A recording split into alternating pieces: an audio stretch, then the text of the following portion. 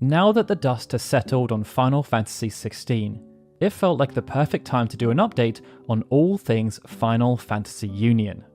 First though, I just wanted to say a big thank you for all of the support, and for checking in by watching this video. It genuinely does mean a lot. As you can imagine, the past few months have been pretty full on, and you probably noticed a big drop in our output throughout July and early August. I just needed a break.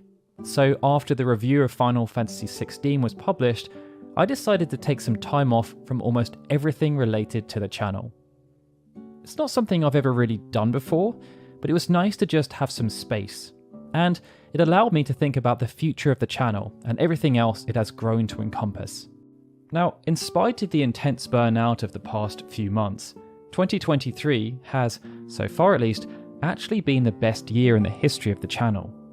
And as we've just passed our 7th anniversary, that feels like something worth celebrating.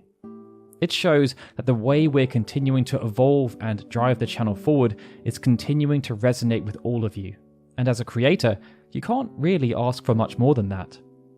Over the past year, one of the main adjustments we've made is to place more emphasis on the development of long-form content. This started with The Rise and Fall of Ivalice, an hour-long documentary-style video. It explored the entire life cycle of the Ivalice sub-series by taking a look at the many games associated with the majestic world created by Yasumi Matsuno and Hiroyuki Ito, and then connecting them with the business happenings at Square and subsequently Square Enix. Next, we had the complete evolution of final bosses. Now, with each evolution topic, we have tried to consistently increase the quantity of games featured without diminishing the quality of the overall product. After switching to this new format back in 2021, it's seen evolution videos stretch up to almost 45 minutes in length.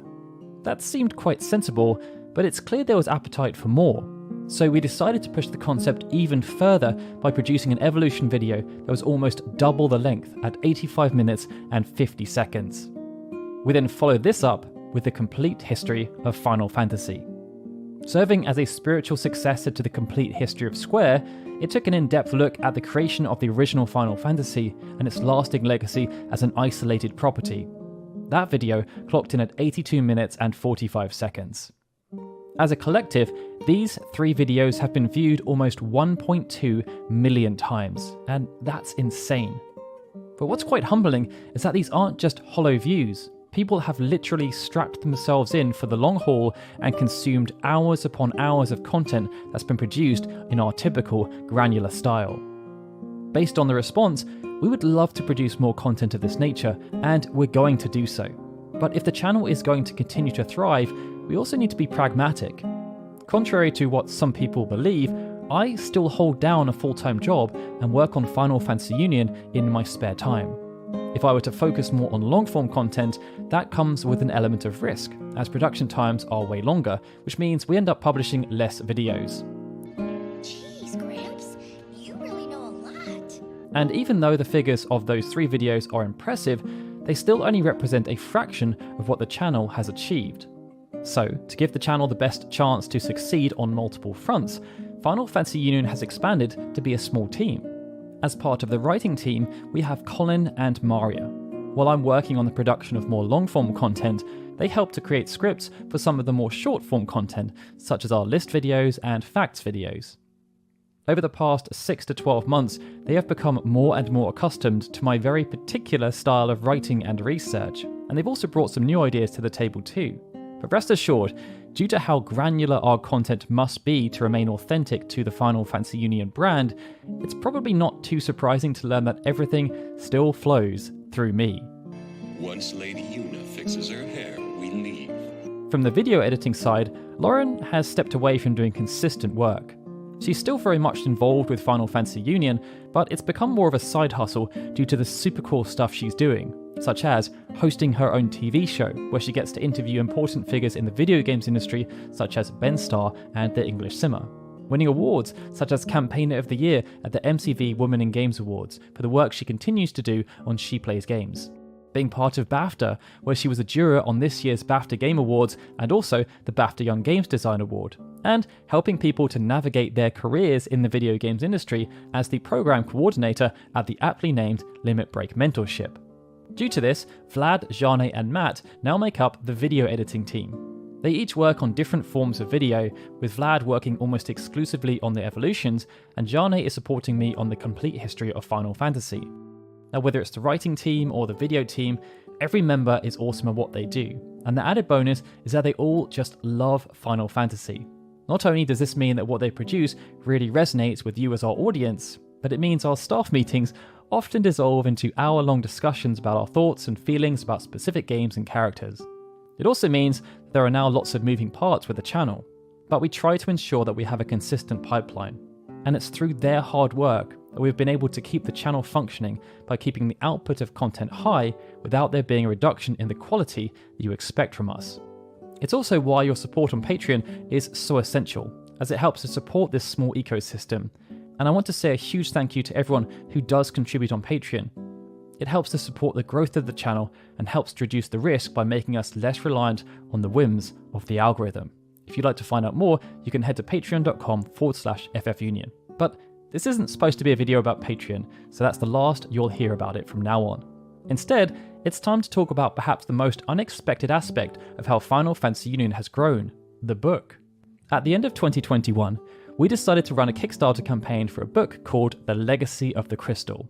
The challenge was that we had neither written a book before nor overseen a successful crowdfunding campaign. In light of this, we reached out to numerous specialist video game book publishers for support, but they either just never responded or said that just because you get views on a YouTube video, that doesn't mean anyone would actually buy a book that you write. It was pretty disheartening to get that feedback, especially as we knew just how awesome our community was.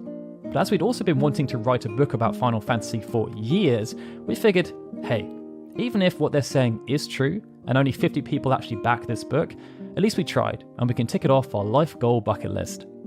Then the campaign launched, and we hit our funding target in under an hour. Fast forward to 30 days later, and 1,695 people had backed the project. A short pre-order campaign later, and that number was pushed to over 2,000. Now, 2,000 books is a lot. They have a collective weight of just over 1,000 kilograms or 2,500 pounds.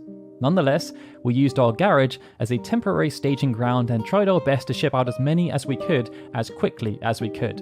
And we did this in spite of the numerous obstacles thrown in our way, including, but not limited to, a foreign state hacking the Royal Mail Postal Service.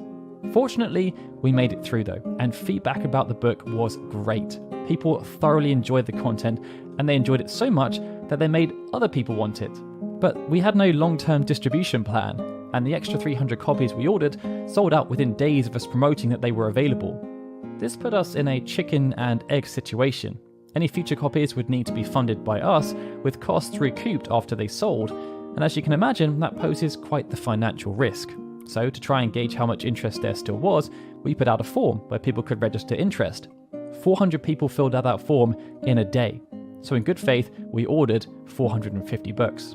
And with that, it now feels like the right time to say, if you missed out on the book before but would like to get a copy, there is a link to our Sendao store in the description below. But that brings us on to what's next. We asked our Kickstarter backers about what they would like to see us cover should we ever write another book, and the topic that received the most votes was summons. After a lot of exploratory research, we've now landed on an idea that we think would work quite well.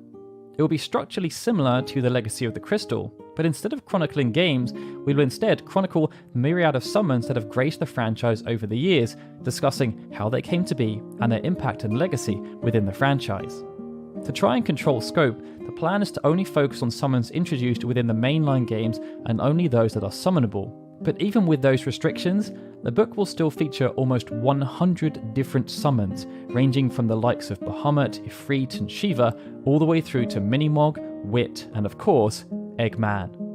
At the moment, we have no concrete timeline as to when this will all happen, but the ambition is for a crowdfunding campaign to go live before the end of the year.